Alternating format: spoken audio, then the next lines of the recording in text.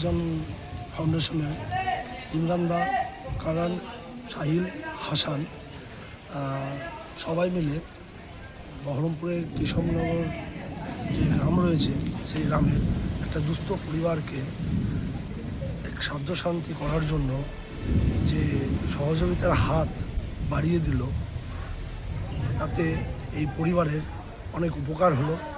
আমি প্রত্যক্ষদর্শী, সেটার আমি তাদেরকে বলবো আরও এইভাবে এগিয়ে যাক, মানুষের সহায়তাতে আরও নিজেদের হাত বাড়িয়ে দেখ, তাতে সমাজের কল্যাণ হবে। এইভাবেই তো মানুষকে এগিয়ে যেতে হবে।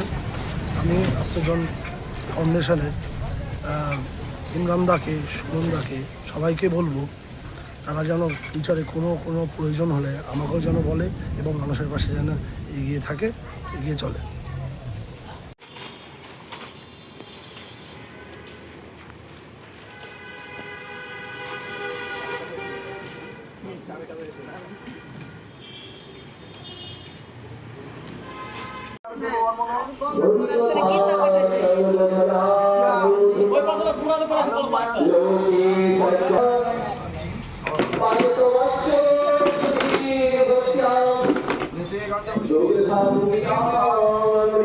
প্রথমত আজ আমরা এখানে কোনো ধর্মের প্রতিনিধি হিসাবে আসেনি, আমরা এসেছি এখানে মানুষ হিসাবে।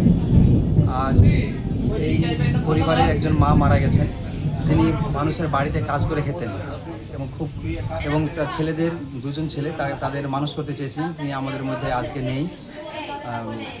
তাদের পরিবারের অবস্থা এই মুহূর্তে এমন যে শেষ কর্তব্যটুকু ধর্মীয় রীতি অনুযায়ী সেটা করার সামর্থ্য নেই।